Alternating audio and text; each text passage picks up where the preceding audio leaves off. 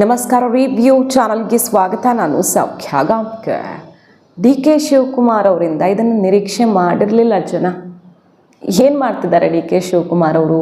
ಭಾರಿ ಆಕ್ರೋಶಕ್ಕೆ ಕಾರಣ ಆಗಿದೆ. ಡಿ ಕೆ ಶಿವಕುಮಾರ್ ಅವರ ವಿಡಿಯೋ ಅಂತೂ ಸಿಕ್ಕಾಪಟ್ಟೆ ವೈರಲ್ ಆಗಿದೆ. ನ್ಯಾಷನಲ್ ಲೆವೆಲ್ ಮೀಡಿಯಾಗಳು ಇದನ್ನು ಸಿಕ್ಕಾಪಟ್ಟೆ ಸುದ್ದಿ ಮಾಡ್ತಿವೆ. ಡಿ ಕೆ ಶಿವಕುಮಾರ್ ಅವ್ರಿಗೆ ಹಾಗಾದರೆ ಏನಿದು ಅಧಿಕಾರ ತಲೆಗೇರ್ಬಿಡ್ತಾ? ಜನಕ್ಕೆ, ನಿಮಗೂ ಓಟ್ ಕೊಟ್ಟಂತಹ ಜನಕ್ಕೆ ಈ ರೀತಿ ಟ್ರೀಟ್ ಮಾಡೋದು ಸರಿನಾ ಅನ್ನುವ ಆಕ್ರೋಶ ಸಿಡಿದಿರೋದೀಗ. ಬಿ ಜೆ ಪಿ ಅಂತೂ ಮುಗಿಬಿದ್ದಿದೆ ನೋಡಿ. ಇನ್ನು ಮುಂದೆ ಇದೇ ಕಥೆ, ಸರ್ಕಾರ ಇವ್ರು ನಡೆಸೋದೇ ಹೀಗೆ ಅಂತ. ಪ್ರಿಯಾಂಕ್ ಖರ್ಗೆ ಅವರು ಬೇರೆ ಗೃಹ ಸಚಿವರು ಆಗ್ತಾ ಇದ್ದ ಹಾಗೆ RSS ಮೇಲೆ ಈಗ ಮುಗಿಬಿದ್ದಿದ್ದಾರೆ. ಎಲ್ಲ ಡೀಟೇಲ್ಸ್ ಒನ್ ಬೈ ಒನ್ ನಿಮ್ಮ ಮುಂದೆ ಇಡ್ತಾ ಹೋಗ್ತೀವಿ ಮಾಹಿತಿನ. ನೀವು ಫಸ್ಟ್ ಟೈಮ್ ನಮ್ಮ ಚಾನಲ್ ನೋಡ್ತಾ ಇದ್ದರೆ ನಮ್ಮ ಚಾನಲ್ನ ಸಬ್ಸ್ಕ್ರೈಬ್ ಮಾಡೋದು ಮರಿಬೇಡಿ. ಬೆಲ್ ಐಕಾನ್ ಕ್ಲಿಕ್ ಮಾಡಿದ್ರೆ ನಾವು ಹಾಕೋ ಪ್ರತಿ ವಿಡಿಯೋದ ನೋಟಿಫಿಕೇಷನ್ ನಿಮ್ಮನ್ನು ತಲುಪುತ್ತೆ. ಎಸ್ ವೀಕ್ಷಕರೇ, ಡಿ ಕೆ ಶಿವಕುಮಾರ್ ಅವರು ಕನಕಪುರಕ್ಕೆ ಹೋದರು. ಭರ್ಜರಿಯಾಗಿ ಅಲ್ಲಿ ಸ್ವಾಗತ ಮಾಡಿದ್ರು, ದೃಷ್ಟಿ ತೆಗೆದ್ರು, ನಿಂಬೆಹಣ್ಣು ಹಾರ ಹಾಕಿದ್ರು, ಮೆಣಸಿನ್ಕಾಯಿ ಹಾರ ಹಾಕಿದ್ರು, ಬೆಳ್ಳುಳ್ಳಿ ಹಾರ ಹಾಕಿದ್ರು, ಆ್ಯಪಲ್ ಹಾರ ಹಾಕಿದ್ರು, ಎಲ್ಲ ಹಾಕಿದ್ರು. ಎಷ್ಟು ದೇವರು ದೇಂಡ್ರು ಅಂತ ಎಷ್ಟು ಪೂಜೆ ಹೋಮ ಹವನ ಮಾಡ್ತಾರೆ. ಅಜ್ಜಯ್ಯನವರ ಆಶೀರ್ವಾದದಂತೆ ಅವ್ರಿಗೆ ಸತತ ಪ್ರಯತ್ನ ಪ್ರಾರ್ಥನೆ ಎಲ್ಲ ಫಲ ಕೊಟ್ಟಿದೆ ಕಡೆಗೆ. ಡಿ ಕೆ ಶಿವಕುಮಾರ್ ಅವ್ರು ನಂಬೋ ದೇವರು ಇದನ್ನು ಮೆಚ್ತಾನ. ಅಲ್ಲಿ ಹೋಗಿ ನಿಂತ್ಕೊಂಡು ಆ್ಯಪಲ್ ಹಾರ, ಅದಲ್ಲ ಆ್ಯಪಲ್ ಕಿತ್ತು ಕಚ್ಚಿ ಜನರ ಕಡೆ ಬಿಸಾಕ್ತಾರೆ. ನೀವು ಪರಮಾತ್ಮನ ಹಾಗಾದರೆ ಪ್ರಸಾದನ ನೀವು ಕಚ್ಚಿ ಬಿಸಾಕಿದ್ದನ್ನ ಜನ ಕ್ಯಾಚ್ ಹಿಡ್ಕೊಂಡು ತಿನ್ನಬೇಕು ಅಂದರೆ ನೀವು ಮಹಾರಾಜನ ಪರಮಾತ್ಮನ ಏನು ನೀವು ಅನ್ನುವ ಆಕ್ರೋಶ ಈಗ ಟೀಕೆ ವ್ಯಕ್ತವಾಗ್ತಿರೋದು. ಈ ವರ್ತನೆ ಒಬ್ಬ ಮುಖ್ಯಮಂತ್ರಿಗೆ ಖಂಡಿತ ಶೋಭೆ ತರಲ್ಲ. ಅವರ ಅಭಿಮಾನಿಗಳು, ಅಂಧಾಭಿಮಾನಿಗಳು ಕೆಲವರು ಕಚ್ಚಿದ್ದು ಪ್ರಸಾದ ಅಂತ ತುಂಬ ಖುಷಿಯಿಂದ ತಿಂದಿರಬಹುದು. ಬಟ್ ನೀವು ಪಬ್ಲಿಕ್ ಲೈಫಲ್ಲಿರೋರು, ನೀವು ಈ ರಾಜ್ಯದ ನಂಬರ್ 1 ಪೋಸ್ಟಲ್ಲಿರೋರು. ಹಾಗಾದರೆ ಆ್ಯಪಲ್ ಕಚ್ಚಿ ಬಿಸಾಡುವಂಥ ವರ್ತನೆ ಎಷ್ಟು ಅಹಂಕಾರ ಅಂತ ಅನಿಸಲ್ವ ನೋಡೋರಿಗೆ ಅನ್ನೋದೇ ಈಗ ವ್ಯಕ್ತವಾಗ್ತಿರುವ ಟೀಕೆ. ಬಿ ಜೆ ಪಿ ನೋಡಿ, ಇನ್ನು ಮುಂದೆ ಸರ್ಕಾರದಲ್ಲೂ ಇದೇ ಕಥೆ. ಯಾರಾದರೂ ಟೀಕಿಸಿದರೆ ಕೇಸು, ಇವ್ರ ಕಡೆ ಬೆರಳು ತೋರಿಸಿದ್ರೆ ಅವ್ರಿಗೆ ಆ್ಯಕ್ಷನ್ನು ಅನ್ನೋ ರೀತಿಯಲ್ಲಿ ಶುರು ಮಾಡಿದ್ದಾರೆ. ಆ್ಯಪಲ್ ಕಚ್ಚೆಸೆಯೋ ಕಿಂಗ್ ಮನೋಭಾವದ ಡಿ ಕೆ ಶಿಗೆ ಧಿಕ್ಕಾರ ಅಂತ ಬಿ ಜೆ ಪಿ ಮುಗಿಬೀಳ್ತಿದೆ.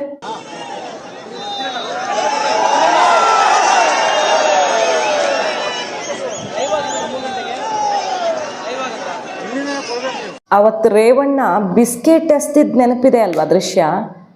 ಯಾರಿಗಾದರೂ ಹೆಲ್ಪ್ ಮಾಡತ್ತಿದ್ರೆ ಹಿಂಗೂ ಹೆಲ್ಪ್ ಮಾಡ್ತಾರೆ, ಅಚ್ಚಿ ಥೂ ಅಂತ ಉಗಿದಿದ್ರು. ಈ ಥರ ಎಲ್ಲ ಸಹಾಯ ಮಾಡೋಕ್ಕೆ ಬರಬೇಡಿ, ಅದರ ಫಲ ಅನುಭವಿಸ್ತೀರಿ ಅಂತ.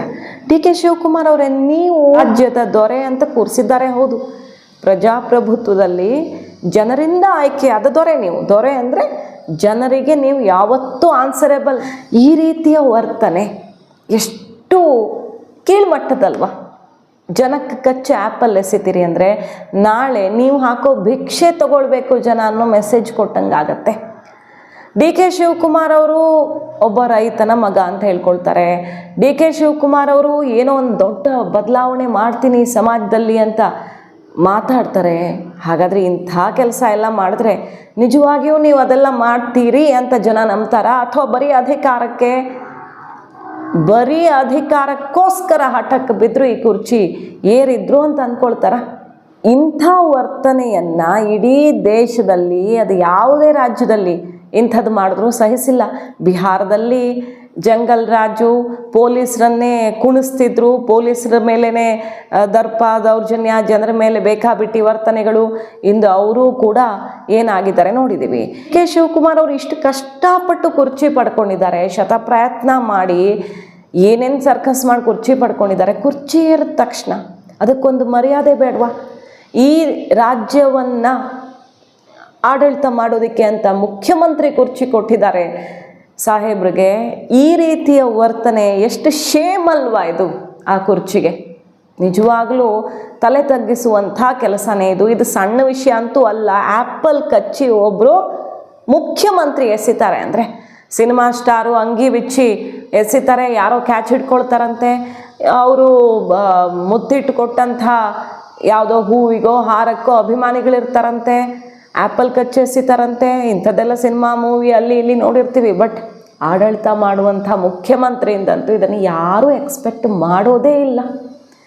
ಮತ್ತು ಡಿ ಕೆ ಶಿವಕುಮಾರ್ ಅವರು ಹೋಮ ಹವನ ಮಾಡಿ ದೇವ್ರ ಪೂಜೆ ಮಾಡುವಂಥ ಒಬ್ಬ ಭಕ್ತಿಯುಳ್ಳಂಥ ವ್ಯಕ್ತಿ, ಸನಾತನ ಕಾಪಾಡ್ತಾರೆ ಅಂತ ಎಲ್ಲ ತುಂಬ ಜನ ಅಂದ್ಕೊಂಡಿದ್ರೆ ಈ ರೀತಿಯ ವರ್ತನೆ ಏನಾಗ್ಬೋದು ಹೇಳಿ? ಇದು ಒಂದೇ ಒಂದು ದೃಶ್ಯ, ನೀವು ಮಾಡಿರೋ ಎಲ್ಲ ಪ್ರಯತ್ನ, ನೀವು ಏನೇನು ಮಾರ್ಕೆಟಿಂಗ್ ಮಾಡಿಕೊಂಡ್ರು ಅದೆಷ್ಟು ನೀರಲ್ಲಿ ಹೋಮ ಆಗುತ್ತೆ ಆಮೇಲೆ ಇಂಥ ಒಂದು ವರ್ತನೆ. ಹಾಗಾಗಿ ಜನ ಎಚ್ಚರಿಸ್ತಿದ್ದಾರೆ, ಪ್ರತಿಪಕ್ಷದವರು ಕೂಡ ಮುಗಿಬಿದ್ದಿದ್ದಾರೆ. ಡಿ ಕೆ ಶಿವಕುಮಾರ್ ಅವರೇ, ಇದು ಶೋಭೆ ತರುವ ಕೆಲಸ ಅಲ್ಲ. ಮತ್ತೊಂದು ಕಡೆ ಪ್ರಿಯಾಂಕ್ ಖರ್ಗೆ ಅವ್ರ ವಿರುದ್ಧ ಈಗ BJP RSS ಜಟಾಪಟಿ ಶುರುವಾಗಿದೆ. ಇವರ ವಿರುದ್ಧ ಟೀಕಿಸಿದವ್ರನ್ನೆಲ್ಲ ಜೈಲಿಗೆ ಹಾಕ್ತಾರೆ, RSS ಟಾರ್ಗೆಟ್ ಮಾಡೋ ಕೆಲಸ ಶುರುವಾಯಿತು ಅಂತ BJP ಮುಗಿಬಿದ್ದಿದೆ.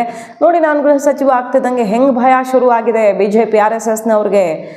ನಿಮ್ಮ ಪಾಡಿಗೆ ನೀವಿರಿ, ನೀವು ಮಾಡೋ ಕೆಲಸ ನೀವು ಮಾಡಿ ಅಂತ ಪ್ರಿಯಾಂಕ್ ಖರ್ಗೆ ಅವರು ಎಚ್ಚರಿಕೆ ಕೊಟ್ಟಿದ್ದಾರೆ.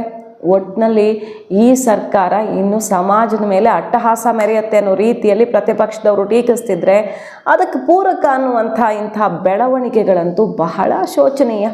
ಒಂದು ಕಡೆ ಸರ್ಕಾರದಲ್ಲಿ ಸಚಿವ ಸ್ಥಾನ ಜಟಾಪಟಿ, ದಿನ ಬೆಳಗಾದರೆ 3 ದಿನ ಆಯಿತು 4 ದಿನ ಆಯಿತು ಅಧಿಕಾರ ಸ್ವೀಕರಿಸಿ, ಬರೀ ಕಚ್ಚಾಟ ನೋಡೋದೇ ಆಗಿಬಿಟ್ಟಿದೆ ರಾಜ್ಯದ ಜನಕ್ಕೆ. ಇಷ್ಟು ದಿನ DKಗೆ ಕುರ್ಚಿ ಬೇಕು ಬೇಕು ಅನ್ನೋ ಜಟಾಪಟಿಯಲ್ಲಿ ಸಮಸ್ಯೆ, ಗ್ಯಾರಂಟಿ ಎಫೆಕ್ಟು ಅದನ್ನು ನೋಡಿದ್ವಿ. ಈ ಕುರ್ಚಿ ಸಿಕ್ಕಾದ ಮೇಲೆ ಅದೊಂಥರ ಸಮಸ್ಯೆ ಶುರುವಾಗಿದೆ. ಕರ್ನಾಟಕದ ಜನ ಇದನ್ನು ಇಂತಹ ಅದ್ಭುತವಾದ ಮೆಜಾರಿಟಿ ಕೊಟ್ಟು ಗೆಲ್ಲಿಸಿದ್ದು. ಸೊ ನಿಜವಾಗಿಯೂ ಪ್ರಜಾಪ್ರಭುತ್ವದ ಈ ನೆಲದಲ್ಲಿ ಪ್ರಜೆಗಳಿಗೆ ಇಷ್ಟು ಕೀಳು ಮಟ್ಟದ ಸ್ಥಾನ ಕೊಡ್ತಾರೆ ಅಂದರೆ ನಮ್ಮ ದೊರೆಗಳು. ನೋಡಿ, ಡಿ ಕೆ ಶಿವಕುಮಾರ್ ಅವರು ಹೊಸ ಪದ್ಧತಿಗೆಲ್ಲ ನಾಂದಿ ಹಾಡ್ತಿದ್ದಾರೆ. ಮಾಜಿ CMಗಳನ್ನೆಲ್ಲ ಮೀಟ್ ಮಾಡ್ತಿದ್ದಾರೆ. ದೇವೇಗೌಡರಂತೆ, ಯಡಿಯೂರಪ್ಪನವರಂತೆ, ಜಗದೀಶ್ ಶೆಟ್ಟರು, ಸದಾನಂದ ಗೌಡರು ಟೈಮ್ ಕೊಟ್ಟರೆ ಕುಮಾರಸ್ವಾಮಿನ ಕೂಡ ಮೀಟ್ ಮಾಡ್ತೀನಿ ಅಂತ ಹೇಳ್ತಿರೋದು ಇವೆಲ್ಲ ಗಮನಿಸ್ತಾ ಇದ್ವಿ. ಸೊ ರಾಜ್ಯವನ್ನು ಬದಲಾಯಿಸೋದಕ್ಕೆ ಏನೇನೆಲ್ಲ ಹೊಸ ಐಡಿಯಾಗಳನ್ನು ಇಟ್ಕೊಂಬಂದಿದ್ದಾರೆ ಡಿ ಕೆ ಶಿವಕುಮಾರ್ ಅವರು ಅಂತಾಯ್ತಲ್ವ ಅಲ್ಲಿಗೆ. ಹಾಗಾದರೆ ನಿಜವಾಗಿಯೂ ಕೂಡ ಜನರಿಗಾಗಿ ನಿಮ್ಮ ಮನಸ್ಸು ಸ್ಪಂದಿಸ್ತಾ ಇದ್ದರೆ, ನಿಜವಾಗಿಯೂ ನೀವು ಅಧಿಕಾರಕ್ಕೇರಿರೋದೇ ಸುಧಾರಣೆ ಅಭಿವೃದ್ಧಿ ಮಾಡೋಕೆ ಅನ್ನೋದೇ ಹೌದಾದರೆ, ಇಂತಹ ವರ್ತನೆಗಳು ಏನನ್ನ ಹೇಳ್ತಾವೆ? ನೀವು ಏನು ಮಾಡಿದ್ರೂ ಅದು ಯಾವುದನ್ನು ಜನ ನೋಡಲ್ಲ. ಇದು ಒಂದು ದೃಶ್ಯ ಸಾಕು ಜನ ನಿರ್ಧರಿಸೋಕೆ. ಅಷ್ಟು ಬೇಸರ ತರಿಸುವಂಥ ದೃಶ್ಯ ಇದು. ಇನ್ನು ಈ ಮಾಜಿ CMಗಳನ್ನು ಭೇಟಿ ಆಗ್ತಿರೋದಕ್ಕೆ ಕುಮಾರಸ್ವಾಮಿ ಅವರಂತೂ ಕಟುವಾಗಿ ಉತ್ತರ ಕೊಟ್ಟಿದ್ದಾರೆ. ಅತಿ ವಿನಯಂ ಧೂರ್ತ ಲಕ್ಷಣಂ. ನಾನೇನು ಸಲಹೆ ಕೊಡಲಿ ಅವ್ರಿಗೆ? ಪಾಪ ಅವ್ರು ಏನು 2 ಸಲ CM ಆಗಿ ಏನು ಹರಿದಿದ್ದಾರೆ ಅಂತ ಕೇಳಿದ್ದಾರೆ. ನಾನೇನು ಹರಿದಿಲ್ವಲ್ಲ ಪಾಪ, ಅವ್ರಿಗೆ ಏನು ಸಲಹೆ ಕೊಡಲಿ ಅಂತ ಕಟುವಾಗಿ ಟೀಕಿಸಿದ್ದಾರೆ. ಎಲ್ಲದಕ್ಕೂ ಸಾಕ್ಷಿ ಕೊಟ್ಕೊಂಡು ಕೂರೋಕ್ಕಾಗತ್ತಾ ಅಂತ. ಸೊ ಕುಮಾರಸ್ವಾಮಿ ಅವರು ಡಿ ಕೆ ಶಿವಕುಮಾರ್ ನಡುವೆ ಮತ್ತೆ ಜಿದ್ದಿನ ಜಟಾಪಟಿ ಕೂಡ ಉಂಟಾಗ್ತಿದೆ. ನಾನು ಏನು ಸಲಹೆ ಕೊಡಲಿ? ಈಗ ಅವರೇ ತುಮಕೂರಿನಲ್ಲಿ ಭಾಷಣ ಮಾಡಿದ್ರು. ಕುಮಾರಸ್ವಾಮಿ 2 ಬಾರಿ ಮುಖ್ಯಮಂತ್ರಿಯಾಗಿ ಏನು ಕಿತ್ತಾಕಿದ್ದಾರೆ ಅಂತ ಅದೇನೋ ಪದ ಬಳಸಿದರು. ಏನು ಹರಿದವ್ರೆ ಅಂತ. 2 ಬಾರಿ ಮುಖ್ಯಮಂತ್ರಿಯಾಗಿ ಹರಿದಿರೋದು ಏನು ಅಂತ ಅಂದರು. ಯಾಕೆಂದರೆ ಎಲ್ಲದಕ್ಕೂ ಸಾಕ್ಷಿ ಗುಡ್ಡೆ ಕೇಳ್ತಾರೆ. ಈಗ ಸಾಕ್ಷಿ ಗುಡ್ಡೆ ನಿರ್ಮಾಣ ಮಾಡ್ತಾರಂತೀಗ. ನಾನು ಸಲಹೆ ಕೊಡೋದೇನೈತೆ, ಏನು ಕಿತ್ತ ಇಲ್ವಲ್ಲ, ಹರಿಯೋ ಕೆಲಸ ಮಾಡಿಲ್ವಲ್ಲ. ನನ್ನ ಹತ್ರ ಬಂದು ಸಲಹೆ ಏನು ತಗೋತಾರೆ? ಫೋಟೋ ಬೇಕು, ಫೋಟೋ ಪತ್ರಿಕೆಯಲ್ಲಿ ಬರಬೇಕು. ನಾನು ನೋಡಿ ಯಾವ ಥರ ಹೋಗಿದ್ದೇನೆ ಅಂತ ಹೇಳ್ಕೋಬೇಕು. ಒಂದು ಗಾದೆ ಮಾತಿದೆ, ಹಿರಿಕರು ನಮ್ಮ ಪೂರ್ವಿಕರು ಒಂದು ಗಾದೆ ಮಾತಿಟ್ಟಿದ್ದಾರೆ, ಅತಿ ವಿನಯಂ ಧೂರ್ತ ಲಕ್ಷಣಂ ಅಂತ. ಡಿ ಕೆ ಶಿವಕುಮಾರ್ ಅವರ ಸಂಪುಟದಲ್ಲಿ ಸ್ಥಾನ ಸಿಗದಿದ್ರೆ ಜಮೀರ್ ಅವರು HDK ಜೊತೆಗೆ ಮುಂದುವರಿತಾರೆ ಅನ್ನೋ ಮಟ್ಟಿಗೆ ಮಾತುಗಳು ಈಗ ಕೇಳಿ ಬರ್ತಿರೋದ್ರಿಂದ ಕೆಲವು ದಿನಗಳಲ್ಲಿ ಶುರುವಾಗಬಹುದು ರಾಜಕಾರಣದಲ್ಲಿ ಹೈ ಡ್ರಾಮಾ ಅಂತ ಅನಿಸುತ್ತೆ. ಕಾದು ನೋಡಿ ಅಂತ ಹೇಳಿದ್ದಾರೆ ಕುಮಾರಸ್ವಾಮಿ ಅವರು. ಸ್ವಲ್ಪ ದಿನ ಕಾದು ನೋಡೋಣ ಏನೇನಾಗತ್ತೆ ಅಂತ ಟ್ರೇಲರ್ ಬೇರೆ ಬಿಟ್ಟಿದ್ದಾರೆ. ಸೊ ಡಿ ಕೆ ಶಿವಕುಮಾರ್ ಅವ್ರಿಗೆ ಅಧಿಕಾರ ಸಿಗುತ್ತೆ ಅಂತ ತುಂಬ ಜನ ಅಂದ್ಕೊಂಡೇ ಇರಲಿಲ್ಲ. ಸಿದ್ದರಾಮಯ್ಯನವ್ರನ್ನ ಕೆಳಗಿಳಿಸೋಕ್ಕಾಗತ್ತಾ ಅಂತ. ಸಿದ್ದರಾಮಯ್ಯನವರನ್ನು ಕೆಳಗಿಳಿಸಿ CM ಆದರು ಅನ್ನುವಂಥ ಒಂದು ಬಹಳ ದೊಡ್ಡ ಗರಿ ಡಿ ಕೆ ಶಿವಕುಮಾರ್ ಅವರ ತಲೆ ಮೇಲಿದೆ. ಈಗ ಸಿದ್ದರಾಮಯ್ಯನವರ ವರ್ಚಸ್ಸನ್ನು ಮೀರಿಸುವಂತೆ ಅವರು ಆಡಳಿತ ಮಾಡಿ ತೋರಿಸ್ಬೇಕಾಗಿದೆ. ಕಾದ್ ನೋಡೋಣ ಏನೇನು ಮಾಡ್ತಾರೆ ಅಂತ. ವೀಕ್ಷಕರೇ, ಮಾಹಿತಿ ಇಷ್ಟ ಆಗಿದ್ರೆ ತಪ್ಪದೆ ನಿಮ್ಮ ಅಭಿಪ್ರಾಯ ಕೂಡ ಕಮೆಂಟ್ ಮಾಡಿ ತಿಳಿಸಿ. ನೀವೇನಾದರೂ ಫಸ್ಟ್ ಟೈಮ್ ನಮ್ಮ ಚಾನಲ್ ನೋಡ್ತಾ ಇದ್ರೆ ಸಬ್ಸ್ಕ್ರೈಬ್ ಮಾಡೋದು ಮರಿಬೇಡಿ. ಜೊತೆಗೆ ಬೆಲ್ ಐಕಾನ್ ಕ್ಲಿಕ್ ಮಾಡಿದ್ರೆ ನಮ್ಮೆಲ್ಲ ವಿಡಿಯೋ ಅಪ್ಡೇಟ್ಸ್ ನಿಮ್ಮನ್ನು ತಲುಪುತ್ತೆ. Thank you.